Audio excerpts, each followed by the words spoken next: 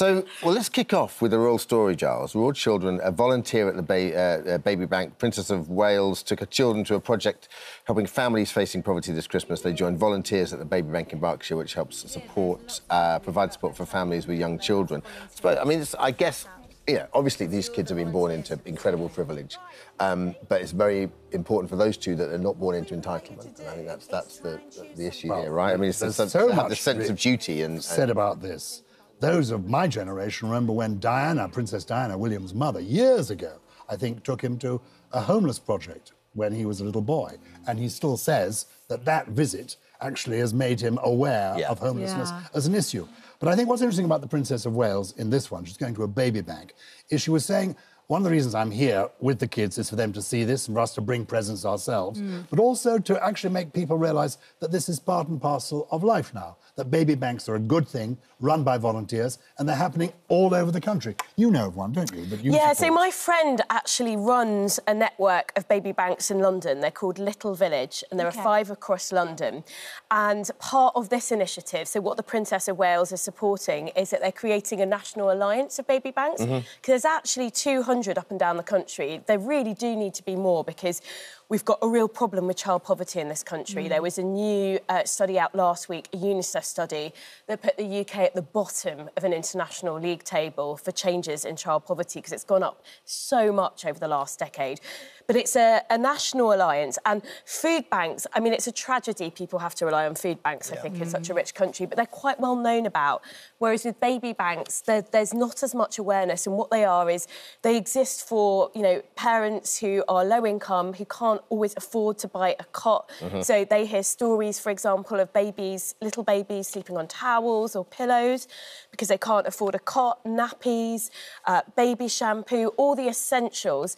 And essentially what you can do is if you've got something that's pre-loved, or if you've got excess kind of, you know, baby shampoo, etc., or nappies, you can donate it to your local baby bank, and then parents of the under 5s who are experiencing really difficult times can go and pick up things, and they can also get referred to services that can help them. It's like a point of support. So I actually think it's amazing that the royal family are raising awareness of this. It's really sad that we need it, but we do. And so if people are interested in donating, they can find a list of the 200 baby banks that exist on the Royal Foundation website, apparently. And they're looking for volunteers to help them run the baby banks. Yes. And there's lots of research that shows that volunteering actually makes you happier. Going out and doing something for somebody else is actually satisfying. It makes you feel good about yourself and the world. Yeah, definitely. Well, speaking of the royals still, let's talk about this family portrait. People seem to be a little bit baffled by it, don't they?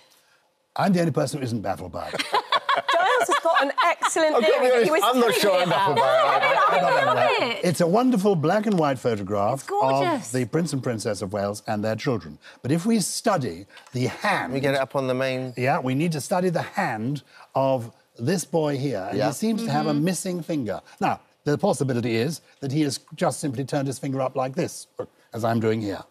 The other possibility is, and this happened to us when we did a family photograph, we took a family photograph, we got a professional photographer in, all the family. So that's me, my wife, 3 children, 7 grandchildren, a lot of people. There was one child who in this wonderful photograph didn't look quite right, wasn't smiling. And so the photographer said, don't worry, I will Photoshop that one child from another picture into the main picture. And this could have been a Photoshop that has gone a little bit wrong. That's the possibility. But I think also it could be the possibility, look, it's just one finger, it's turned back. I just can't believe people noticed it. Like, it's just genuinely a really nice picture. You really have have to zoom in to see that. You really do. How closely do you have to study your Christmas card from the royal... We just don't know what it is. But people have also questioned where William and Kate's left legs have... Like, why are they... Surely they're just behind the chair. Also, why would they Photoshop that? No, but what is this mysterious extra leg here? This is the question. So I'm thinking that it could be a botched Photoshop job. That's just the possibility. Or maybe it's to show solidarity with the Isle of Man, and it's a Manx leg. An extra leg has been offered to one of the royals. Only you would come up with that theory. Yeah, I love that. I love it. It's like, people critics are like, I've got it! It's the Manx leg! We've cracked the case! Yes. Oh.